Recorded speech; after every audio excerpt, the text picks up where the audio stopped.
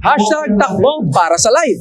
Yan ang tema ng inilunsad ng kauna-unahang fun run event ng Home Credit Philippines na ginanap dito sa Parcal, Asiana City, kung saan higit sa 2,000 individual ang nakilahok, mapapamilya, barkada at maging ang mga runners ay nakiisa sa layuning i-promote ang healthy lifestyle at overall well-being nating mga Pilipino. Ang mga naging kaganapan panoorin sa The Better News Report na ito.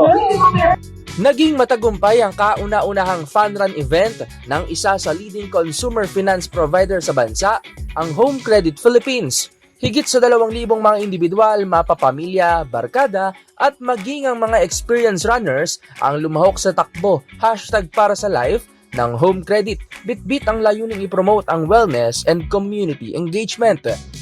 Inorganisa ang naturang fun run katuwang ang Weekend Run, isa sa mga local running group sa pangunguna ng marathon coach na si Ken Mendiola na patuloy rin sa paghihikayat na maging healthy sa pamamagitan ng pagtakbo.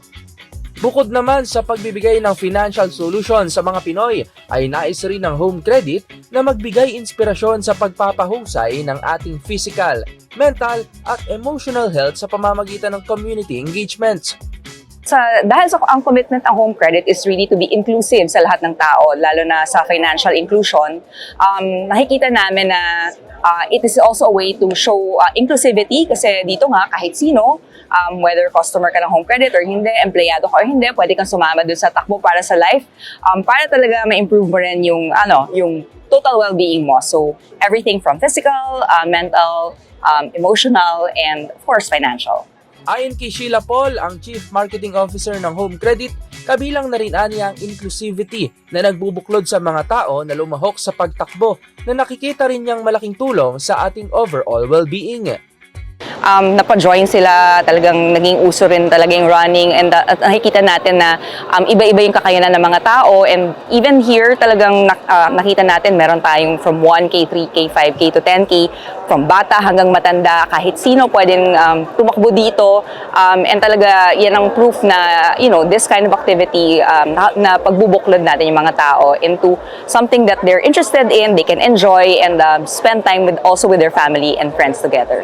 Nagpasalamat naman ang Home Credit sa mga lumahok at nakiisa sa kanilang first ever fun run at nagpaanyaya sa publiko ng mga bagong produktong alok ng Home Credit na makatutulong naman sa ating road to a healthy lifestyle.